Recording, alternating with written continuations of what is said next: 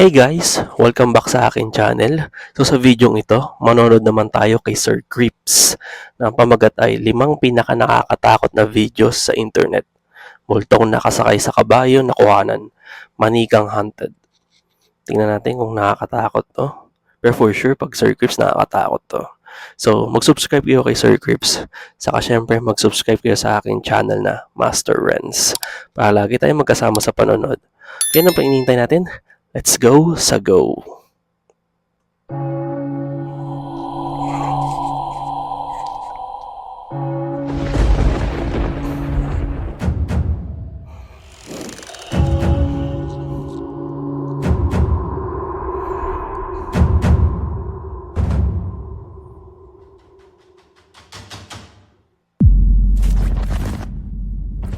May isang inang nagbahagi ng ilang video sa kanyang TikTok account na kung saan ay pinapakita niya ang isang manika na di umano'y haunted.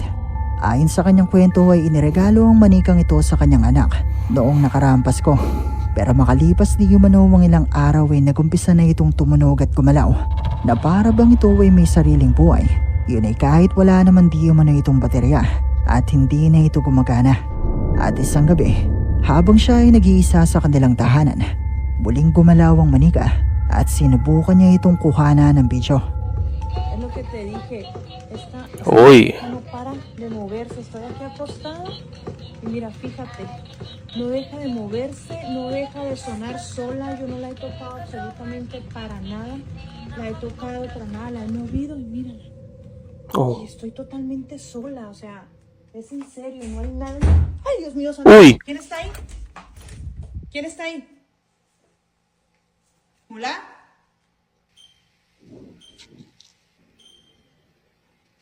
Y es que no hay nadie, o sea, yo estoy sola en la casa, mira. No te estoy mintiendo, estoy totalmente sola aquí en la casa, la niña no está. Porque pues la niña está ahorita con mi mamá, la niña no está. ¿Soy yo o la maleta se movió? ¿Quién está ahí? Uy! Virgen Santa, esto se acaba de mover hacia mí. Walang tali yun ah. Walang tali ah. Oh. Se sigue moviendo hacia mí. ¿Cómo se llama esa cosa de allá abajo? Estoy toda nerviosa. No hay nadie. Yo estoy totalmente sola aquí en la casa, mira. Ya me hasta miedo tocarla. Empezó sola a moverse, a cantar. Uy. Intentaron abrir esta puerta. Intentaron abrir literalmente esta puerta. ¿Hola? No, pues que yo sé que no hay nadie porque yo estoy sola, pues. No hay absolutamente nadie aquí. Yo tengo más que claro, no hay nadie, mira. Aquí estoy yo totalmente. Soy yo. Ano yun? Hay alguien allá parado.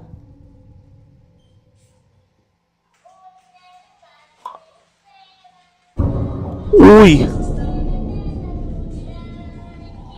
Mira, mira, fíjate. Va por el cuarto de la niña. ¿Te das cuenta? Mírala. Va por el cuarto de la niña. ¿Qué tienes, muñeca? Tengo nervios de tocarla. ¿Qué tienes, muñeca? May umiiyak. Eh, mag-isa lang siya sa bahay. Hala. Katakot to ah. Tengo nervios de tocarla. Muñeca, ¿qué tienes? ¿Por qué lloras? No llores. ¿Qué tienes? ¿Qué quieres? A ver, dime, ¿qué quieres? ¿Qué es lo que te pasa, muñeca? ¿Estás enojada? ¿Qué tienes, pues? ¿Qué tienes? ¿Por qué lloras de esta forma? ¿Qué tienes? ¿Qué vas a buscar en el cuarto de mi hija? ¿Qué se te perdió allá? ¿Nada se te perdió en el cuarto de ella? ¿Qué quieres? ¿Por qué haces todo esto? Desde que llegaste aquí a esta casa, todo ha estado así contigo. ¿Qué es lo que realmente quieres? A ver, dime, ¿quién eres tú? Respóndeme. Makikitang gumagalaw ang manikang ito at nagumpisa na rin gumalaw ang mga bagay sa loob ng bahay. Pero ang pinaka nagpakilabot sa kanya ng mga oras na ito ay nang makita niya mula sa bahaging ito ang animoy isang batang babae. Oo. Ayun nga. Uy!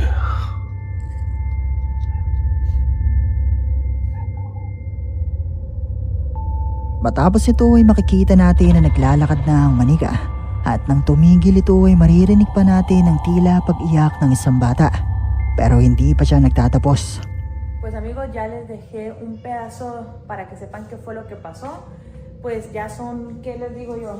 Las 2 de la mañana. Miren, van a ser las 2 de la mañana.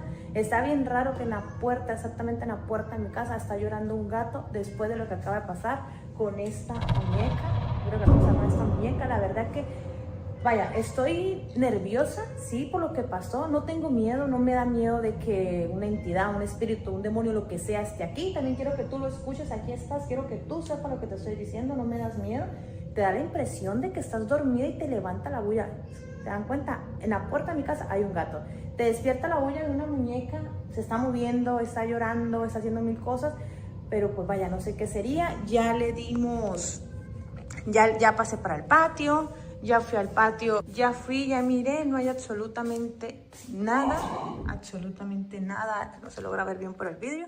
Y pues vaya, estoy totalmente sola, no hay nadie aquí conmigo, no hay absolutamente nadie. Uy, la muñeca. Uy! Mírenla. Detente, te vas a caer. Detente. Mahulog. Miren. Y no deja de moverse. ¿Se dan cuenta? Les grabé absolutamente todo lo que pasó con ella. No dejó de moverse, sola empezó a caminar, sola empezó a tener todo esto. Así que yo creo que lo que voy a hacer con ella es, voy a grabarla mucho más. Aquí tengo agua bendita. Muling gumalaw ang manika at nahulog ito sa sahig. Pero habang nagpapaliwanag siya sa bahaging ito, ay muli di umanong makikita ang batang babae.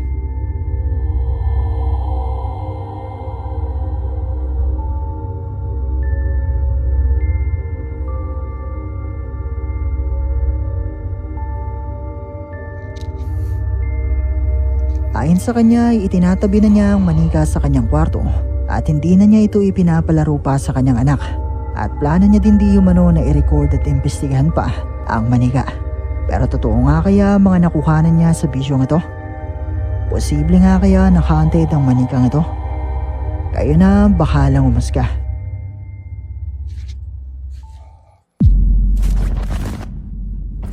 Ang bidyong ito ay ipinadala naman sa atin ng isa sa ating mga viewers na si Hailey Dominguez. At mula naman di umano ito sa isang TikTok user na nagngangalang Sarah.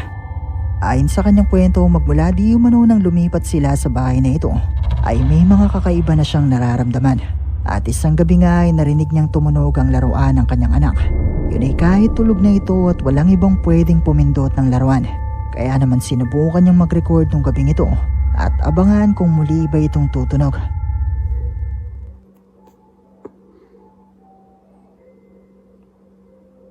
My daughter's been asleep for 2 hours.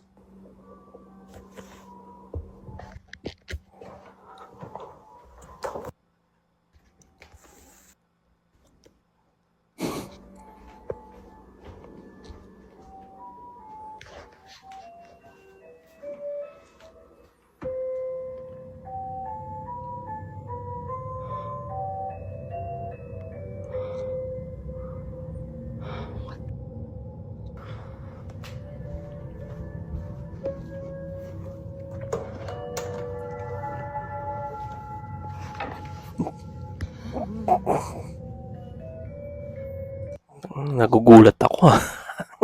Masyado akong tinatakot din sa sarili ko. Wala yan, guni-guni lang yan. Guni-guni lang yan.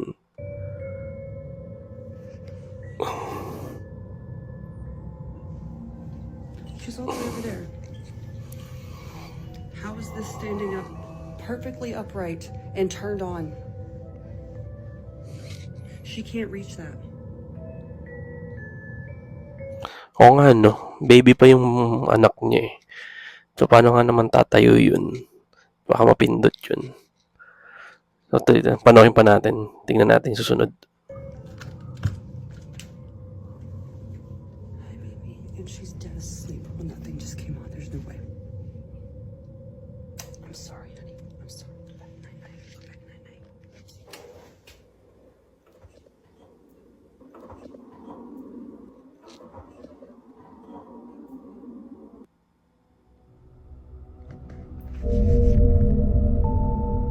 muling tumunog ang laruan ng kanyang anak at agad siyang nagtungo sa kwarto nito para tignan kung sino o ano ang posibleng pumindot dito. At mula nga sa bahaging ito ay napansin ng ilan sa kanyang mga viewers ang animo isang itim na imay na agad na umalis nang sumilip na siya sa loob ng kwarto.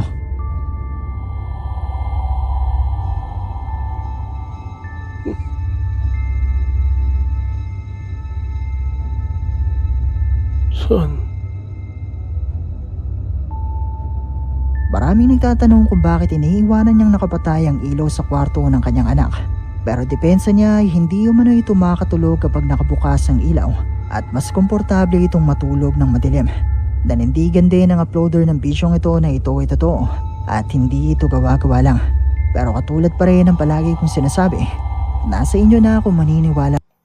Hindi, ang sa akin lang, ba't niya iniiwanan mag-isa yung anak niya? Lalo't maliit pa. Dapat pag ganun sinasamahan niya. Di ba kasi delikado eh. Paano kung halimbawa makita nung anak niya yan, tapos matakot, matrauma, madala niya hanggang sa paglaki. Di ba? Ilang taon pa lang yung bata, baby pa eh. Di ba? Dapat pag ganun, sinasamahan ng mga magulang o lalo na nakakatanda yung mga ganyang edad na bata. So yun lang na bukod sa yun nga pinapatay yung ilaw. Dapat pa ganyan nga, gaya na sabi ko, samahan dapat, huwag iiwanan. Wala ba kayo? O hindi?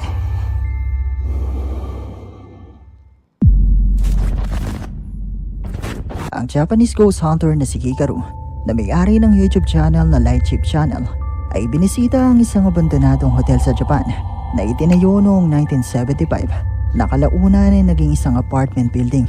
Pero makalipas lang ilang taon ay naiwanan na rin itong abandonado.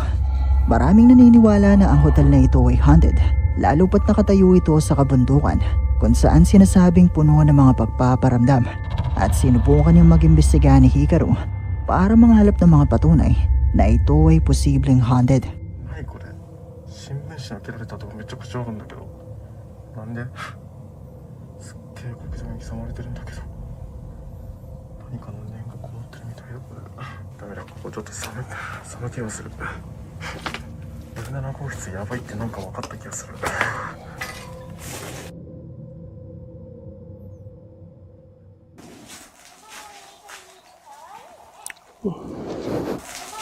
Maniga na naman. Ngayon sa una, maniga na naman.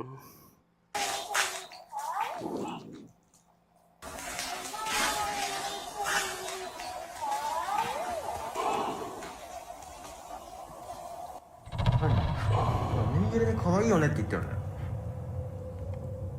ぬいぐるみなんて今あったっけ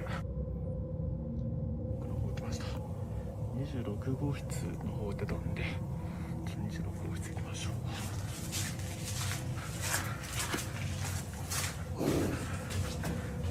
いや待ったこっちも人いたんじゃない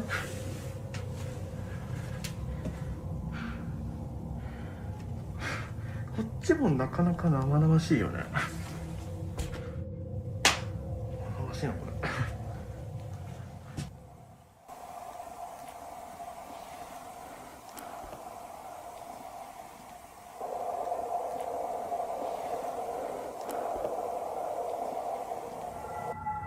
ピチャッとなんか足元でこっちに近づいてくるんだよなそう人だったらなんか絶対草木を踏む音がねいいかも分かるやっぱ行きづらいからさ一番ここ荒れてない荒れてないね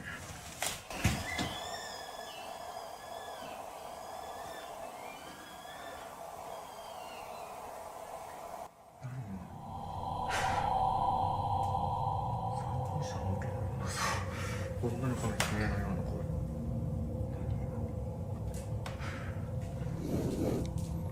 Nakakatakot din yung lugar. Nakakatakot yung lugar. Pero ang tapang nitong Japanese, ghost hunter ha.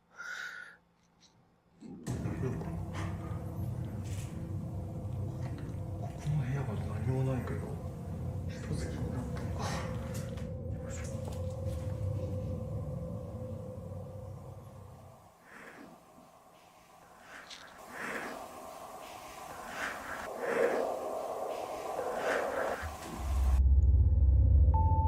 Nagumpisang marinig ni Hikaru ang pagtunog ng isang manika na hindi niya magawang mahanap.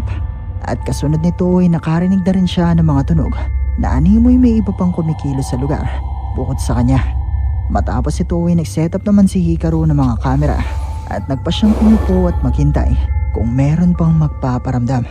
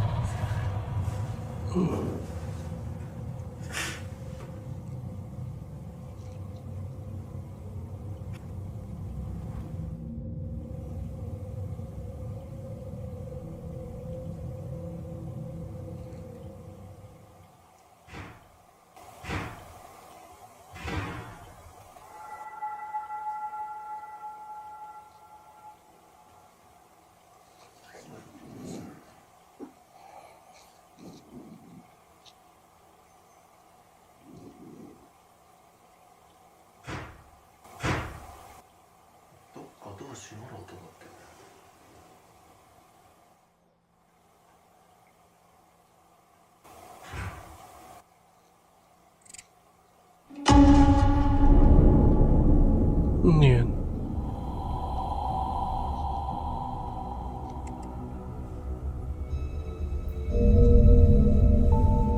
Naramdaman ni Hikaru na tila may kung anong nagmamasid sa kanya at muli siyang nakarinig ng mga tunog na nagmumula sa loob ng abandonadong hotel. At kasunod nito ay nakuha na ng kanyang kamera mula sa bintanang ito ang isang itim na figura ng animoy isang tao na sumilip sa kanya at agad ding nagtago. Oh.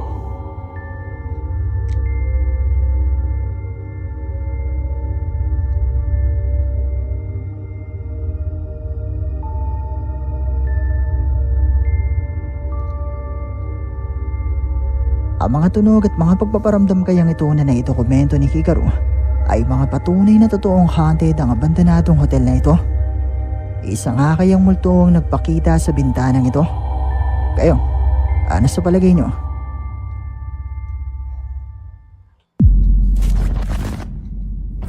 May isang babaeng TikTok user ang nagbahagi ng ilang video sa kanyang TikTok account na ginagambala di umano ng isang entity o multo sa loob ng kanilang tahanan. Nagumpisa ang lahat ng ito nang mapansin nila ang mga kakaibang nangyayari sa kanilang basement na sinundan naman ng misteryosong paggalaw ng lobong ito na pagmamayari ng kanilang anak na makailang ulit na rin nilang nakuhana na tila ba gumagalaw at nagtutungo sa kanilang basement. Uy, napanood ko to una. Goosebumps Top 5. Nooks Top 5. Ngayon kay Sir Grips. Pero tingnan natin dito kay Sir Grips. Sumikat to ah.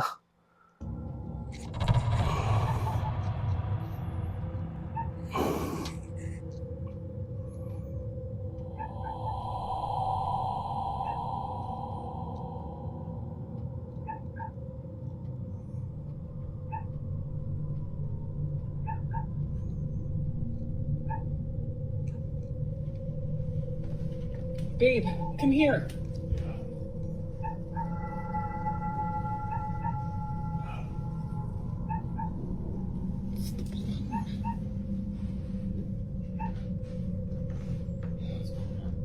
It's just like keeps going down to the basement. Yeah. Maybe it's doing that. It's like it's just go to the basement or something.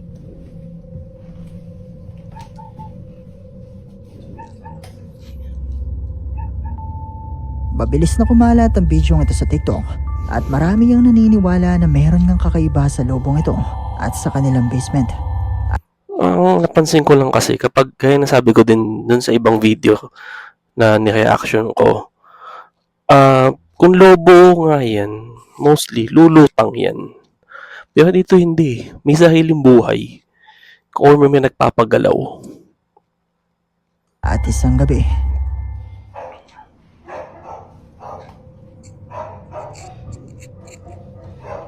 Babe.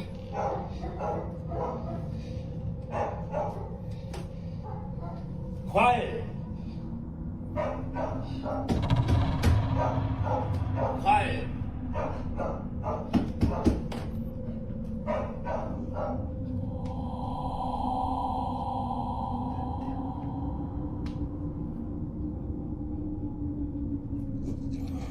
Yung kagaya niyan, pagmasdan niyo yung paa niya, napansin ko gumagalaw talaga siya eh. May buhay o may nagpapagalaw.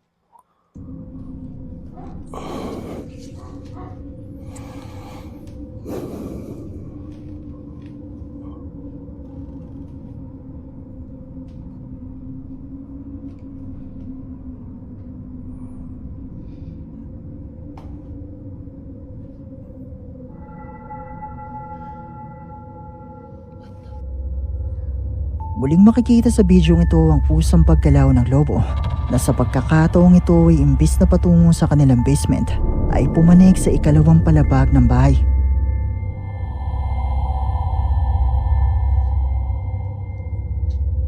Matapos ang bidyong ito ay maraming nagtatanong kung bakit hindi pa nila pinuputok o tinatapo ng lobo.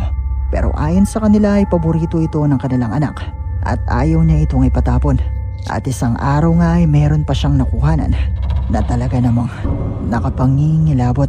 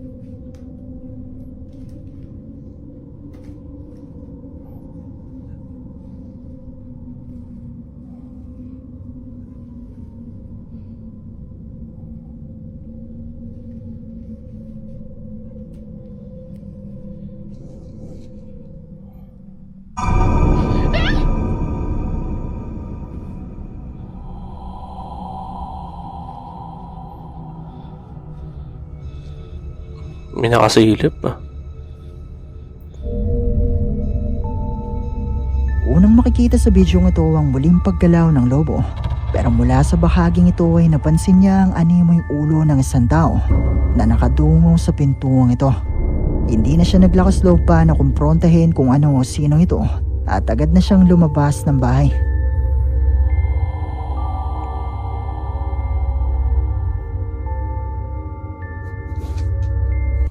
Lapad ng noo. Parang ako lang, malapad ang noo. Lapad ang noo.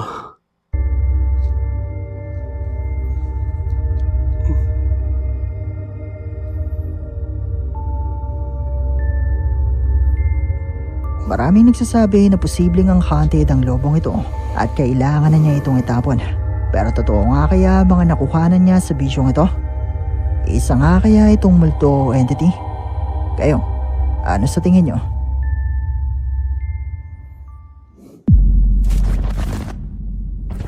Ang bidyong ito ay ipinadala naman sa atin ng isa sa ating mga viewers na tumangging magpakilala. At mula naman di umano ang bidyong ito sa isang babae sa Virginia na isang gabi ay tinitignan ng kanilang mga kabayo sa farm nang bigla na lang siyang may makita na talaga namang makapanintig balahibo.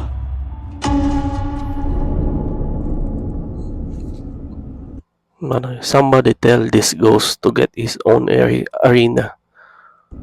Ano yun? Yung... ito yun. Yung nakasakay sa kabayo.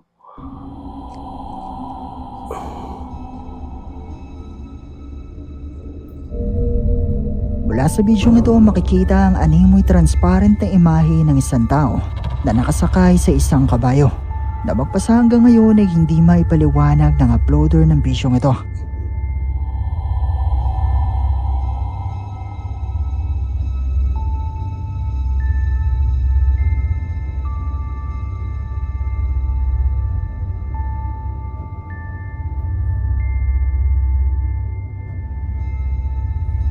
Bagamat may mga naniniwala na posibleng ito ay isang multo, ay may ilang nagsasabi na ito ay isang time shadow o imahe ng isang tao na nabubuhay na nasa ibang dimensyon o universe. Pero katulad pa rin ng dati. Ano yan? Kasi kaya Horse Rider. Yan yung siguro kalaban ni Ghost Rider. Ayun, nagkakakaya daw sila. Tapos kaya siya napunta dyan.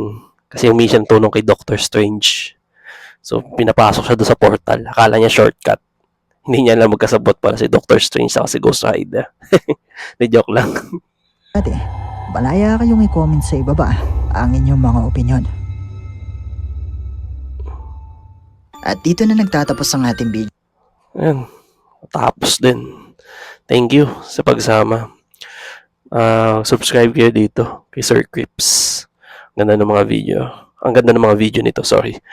Saka syempre, subscribe kayo sa aking channel na Master Renz. Palagi tayo magkasama sa panonood.